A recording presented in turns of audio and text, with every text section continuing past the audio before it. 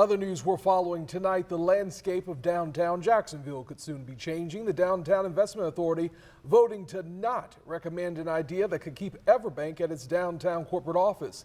Our Zach Wilcox is joining us this evening. And Zach, this isn't the first time that this building has made headlines. Yeah, Anthony, there's a certain sense of deja vu for me because it was right about this time last year. I was standing on this corner as folks headed out from work talking about the fact that Citizens Insurance was planning on moving its 800 employees out of the EverBank Tower. Now here I am a year later talking about EverBank possibly moving its employees, its hundreds of employees, out of the tower. And the DIA today considered a plan that could have kept EverBank here for the foreseeable future. However, they ultimately decided that the precedent it would set was too high of a cost.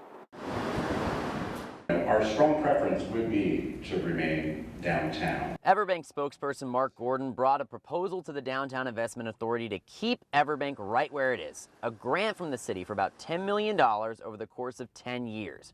Gordon says that money would help offset parking and security costs. Costs, he says, wouldn't be as much of an issue if they moved to the suburbs. They have security in place. We've come to the conclusion that it's not fully adequate for what we need. One presenter laid out the unfortunate situation for the DIA to consider. Vacancy rates in downtown Jacksonville spiked during the pandemic and currently sit over 30%.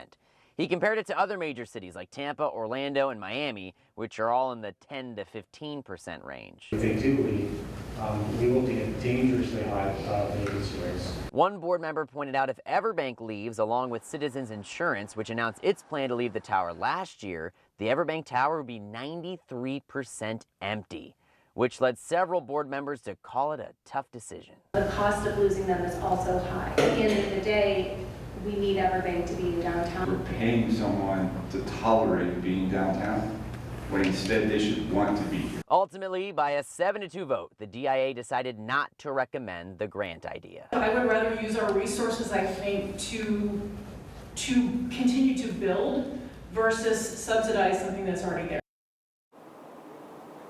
All right, so this is just a recommendation from the DIA for the City Council to consider. The City Council has the final say on this thing. Their next meeting is Tuesday, and I'm sure a lot of these employees are wondering where they're going to be calling or where they're going to be driving into work every day as this thing works its way through City Council. In downtown, Zach Wilcox, First Coast News, on your side.